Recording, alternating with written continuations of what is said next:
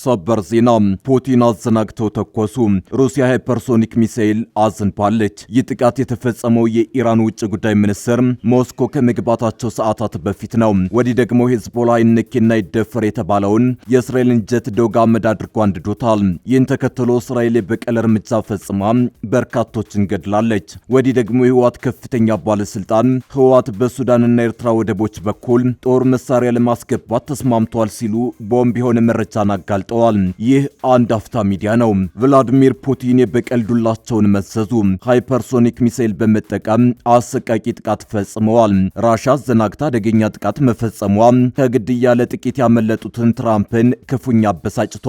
በሌላ በኩል ኢራን ፊቷን ወደ ሩሲያ በማዞር የውጭ ጉዳይ ሚኒስትሯን ሞስኮ ልካለች። እናስደምጣቸዋለን። ህወሓት የጦር መሳሪያና ሎጂስቲክ በሱዳንና ኤርትራ ወደቦች በኩል ለማስገባት መስማማቱን ይፋ አደረገ። ከምርጫው በፊት ጦርነት ለመጀመር የቆረጠው ቡድኑ 4 ኪሎን ወጥሮ ይዟል። ከፋኖ ጋር በመቀናጀት በተለያዩ አቅጣጫዎች ጥቃት ለመፈጸምና የመከላከያን ኃይል ለማዛባት እንደተስማማ ገልጧል። የህወሓትን ሰሞንኛ እንቅስቃሴ በተመለከተ 4 ኪሎ ዝምታን መምረጡ ጥያቄን አጭሯል። በዝርዝር እናስደምጣቸዋለን። ሄዝቦላ እስራኤል ላይ አሰቃቂ ጥቃት ፈጸመ። አይበገሬ የእስራኤል ጀቶች መመታታቸውን ፕረስ ቲቪ ዘግቧል። በአንጻሩ እስራኤል ያጸፋ ጥቃት ፈጽማ ህፃናትና ሴቶችን ጨምሮ 15 ሰዎችን ገድላለች። ይህም በቀጠናው ያለውን ትኩሳት ይበልጥ አቀጣጥሎታል። ሰሙታላችሁ። በቀይ ባህር ቀጠና ሌላ መርከብ ታገተች። የባህር ላይ ውንብድና እንደሆነ በተጠረጠረ ድርጊት በቀናት ልዩነት ሌላ መርከብ መያዙን ተከትሎ የዩናይትድ ኪንግደም ማሪታይም ባለስልጣናት በሶማሊያ ባህር ዳርቻ የጠለፋ ስጋት ጨምሯል የሚል ማስጠንቀቂያ ሰጥተዋል። ታደምጡታላችሁ። ማስጠንቀቂያ ሰጥቷል። ታደምጡታላችሁ። አክብሮታዊ ሰላምታችን በያላችሁበት የዓለም ዳርቻ የረሳችሁ የተወደዳችሁ አንድ አፍታ ሚዲያ ቤተሰቦች ከአንድ አፍታ ለአሁኑ መደመጥ አለባቸው ያልናቸውን ዜናዎች ወደ እናንተ የምናደርስበት ሰዓት ላይ ተገኝተናል። አብራችሁን ትቆዩ ዘንድ ግብዣችን ነው።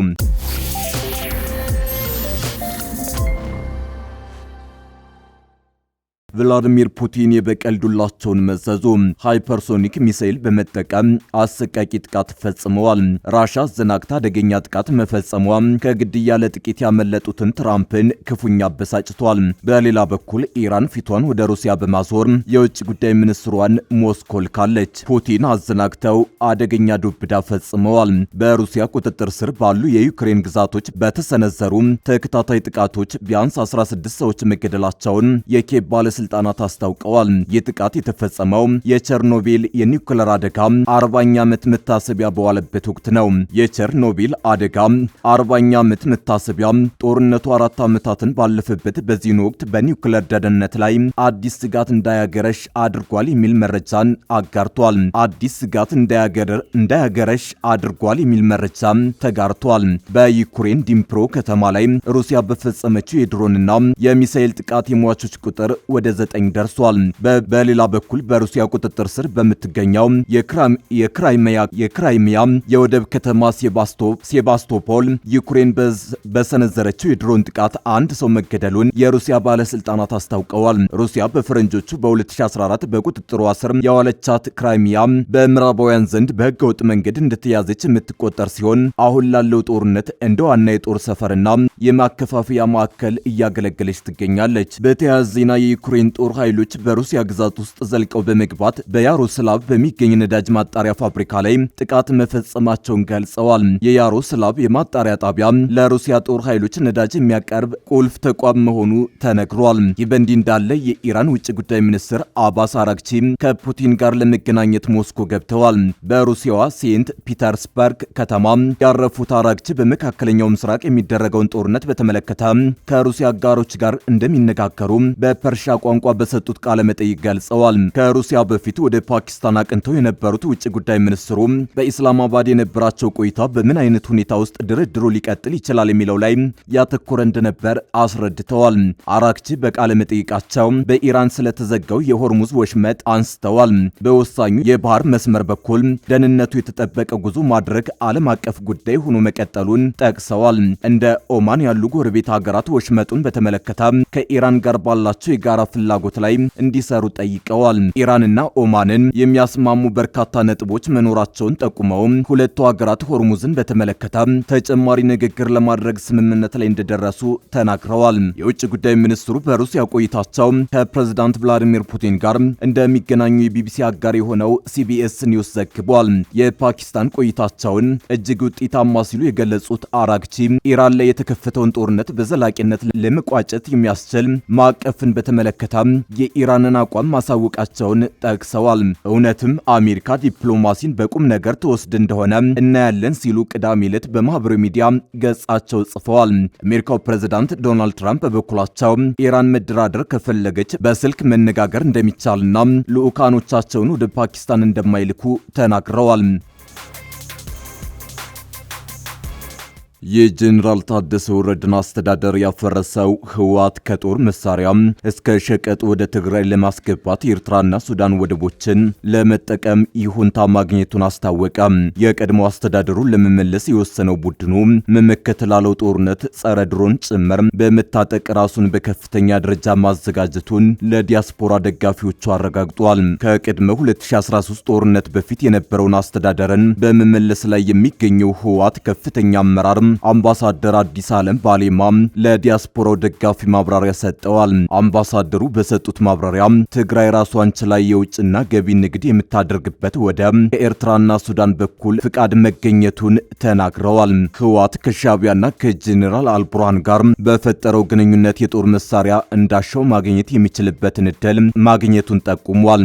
የመመከት ጦርነት ዝግጅቱ ከጦር መሳሪያ እስከ አየር ጥቃት መከላከያ በቂ ዝግጅት መደረጉን ለህወሓት ደጋፊ ዲያስፖራዎች በቀረበ ማብራሪያ ላይ ተመላክቷል። ከጦር መሳሪያ ማስገባት ባሻገር በትግራይ ላይ ሊኖር የሚችለውን የኢኮኖሚ ጫና ለመቋቋም በሁለቱ ሀገራት ወደቦችን ለመጠቀም ህወሓት ይሁንታ ማግኘቱን ለደጋፊዎቹ ገልጿል። በዚህም ኤርትራና ሱዳን ወደቦችን መጠቀም የሚችልበትን እቅድ መዘጋጀቱን አምባሳደሩ አረጋግጠዋል። የህወሓት አመራርና ወታደራዊ ኃይሉ በፌዴራል መንግስት ተፈጽሞብኛል ያለውን ከበባ ለመመከት በቂ ዝግጅት መደረጉንም ጠቁሟል። ዝግጅቱ ከወታደራዊ እስከ ዲፕሎማሲ ከፖለቲካ እስከ ኢኮኖሚ ዘርፍ መሆኑን የጠቆሙት አምባሳደሩ የአውሮፕላንና ድሮን ጥቃት መከላከል የሚያስችል አቅም እየተፈጠረ ነው ብለዋል። የመመከት ነው የተባለው ጦርነት ዝግጅት አካል ነው የተባለው የአየር ጥቃት መከላከያ ስልት እንደ ዩክሬንና እስራኤል ካሉ ሀገራት ልምድ የተቀሰመ መሆኑ ተገልጿል። ህወሓት የጸረ ድሮን፣ ጸረ አውሮፕላንና ሌሎች የጥቃት መከላከያ መሳሪያዎችን መታጠቁ በጭምጭምታ ሲነገር የነበረ ቢሆንም ምን አይነት መሳሪያዎችና ከየት እንዳገኛቸው በውል አይታወቅም። ምናልባትም ህወሓት ከአየር ጥቃት መከላከያ መሳሪያዎች በተጨማሪ ድሮን ታጥቆ ሊሆን እንደሚችል ይነገራል። የኢትዮ ኤርትራን ድንበር ጨምሮ ትግራይን በበላይነት የተቆጣጠረው ቡድኑ የጦር መሳሪያ ለማስገባትና ድሮን ለመታጠቅ የማያደርገው ነገር እንደማይኖር ብዙዎች ይገልጻሉ።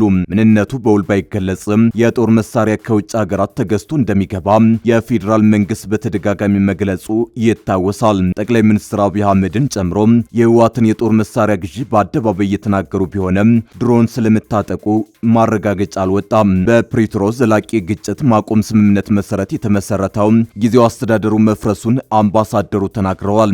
ለጦርነት መነሻ የነበረው በተናጣል ክልላዊ ምርጫ የተመሰረተው የቀድሞ የህወሓት ምክር ቤት በተያዘው ሳምንት ውስጥ ተጠርቶ በይፋ መንግስት እንደሚመሰረት ጠቁሟል። እስራኤል እሁድ ዕለት ሊባኖስ ውስጥ በፈጸመችው ጥቃት 14 ሰዎች ሲገደሉ 2 ህጻናትና 2 ሴቶችን ጨምሮ 37 ሰዎች መጎዳታቸውን የሀገሪቱ ጤና ሚኒስቴር ገለጸ። የደረሰው ጉዳት ከመገለጹ አስቀድሞ የእስራኤል ጦር ቃል አቀባይ በተለያዩ የደቡብ ሊባኖስ መንደሮች የሚገኙ ነዋሪዎች ለቀው እንዲወጡ አስጠንቅቀው ነበር። ነዋሪዎች በአፋጣኝ መውጣት እንዳለባቸው የሚያስጠነቅቅ መልእክት የተጻፈው ጦሩ እዛው መቆየት ህይወታቸውን አደጋ ላይ እንደሚጥለው ገልጿል። የእስራኤል ጦር ከቆይታ በኋላ የሄዝቦላ ወታደሮችና የእስራኤል መከላከያ ሰራዊት ወታደሮች ላይ ጥቃት ለመፈጸም ይውላሉ ያላቸው የደቡብ ሊባኖስ ስፍራዎችን በከባድ መሳሪያና የአየር ጥቃት መምታቱን አስታውቋል። ሄዝቦላ በፈጸመው ጥቃት የ19 ዓመት የእስራኤል ወታደር መገደሉንና 6 ሰዎች መቁሰላቸውንም ገልጿል። እስራኤልና ሊባኖስ ለ3 ሳምንት የሚቆይ ተኩስ አቁም ተግባራዊ እንዲሆን ባለፈው ሳምንት ሐሙስ ዕለት መስማማታቸው ይታወሳል። የስምምነት በየትኛው በየትኛውም ጊዜ ራሱን ከታቀደ አይቀሬና ቀጣይነት ያለው ጥቃት ለመከላከል አስፈላጊውን እርምጃ በሙሉ የመውሰድ መብትን ለእስራኤል ሰጥቷል። ተኩስ አቁሙ ተግባራዊ መሆን ከጀመረ አንስቶ እስራኤልና ሂዝቦላህ አንዳቸው ሌላቸውን ስምምነቱን በመጣስ ከሰዋል። 14 ሰዎችን ከገደለው ጥቃት አስቀድሞ ቅዳሜ ዕለትም የእስራኤል ጦር የሂዝቦላ ወታደራዊ ይዞታዎች ባላቸው ስፍራዎች ላይ ጥቃት ፈጽሟል። ጦሩ ይህንን ጥቃት የፈጸመው በኢራን የሚደገፈው ሂዝቦላ 2 ፈንጂ የተሸከሙ ድሮኖችን ወደ እስራኤል አስወንጭፏል በሚል ነው። ቅዳሜ ዕለት የእስራኤል ጠቅላይ ሚኒስትር ቤንጃሚን ኔታንያሁ የሀገሪቱ ጦር ሊባኖስ ውስጥ የሚገኙ የሂዝቦላ ኢላማዎችን በኃይለኛው እንዲያጠቁ ትዕዛዝ ሰጥተዋል። በዚህ ዕለት ደቡብ ሊባኖስ ውስጥ በተፈጸሙ ጥቃቶች 6 ሰዎች ተገድለዋል። የባህር ወንበዴዎች በሶማሊያ ባህር ዳርቻ ሌላ መርከብ አገቱ። የባህር ላይ ውንብድና እንደሆነ በተጠረጠረ ድርጊት በቀናት ልዩነት ሌላ መርከብ መያዙን ተከትሎ የዩናይትድ ኪንግደም ማሪታይም ባለስልጣናት በሶማሊያ ባህር ዳርቻ የጠለፋ ስጋት ጨምሯል የሚል ማስጠንቀቂያ አውጥተዋል። እሁድ ዕለት ከሶማሊያ ባህር ዳርቻ 6 ናውቲካል ማይልስ ርቀት ላይ አንድ መርከብ መታገቱን የዩናይትድ ኪንግደም የማሪታይም ንግድ ስራዎች መስሪያ ቤት አስታውቋል።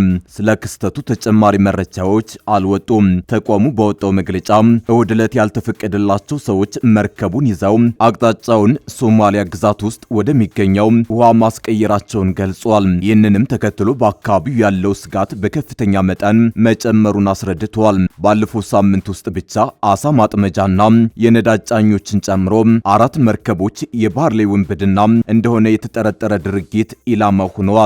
በአንድ ወቅት እጅግ ተስፋፍቶ የነበረው በህንድ ውቅያኖስ ላይ የሚደረግ የመርከቦች ጠለፋ እስከ ባለፈው 3 ዓመት ድረስ ጠፍቷል በሚያስብል ሁኔታ ላይ ቢቆይም በድጋሚ መከሰት ጀምሯል።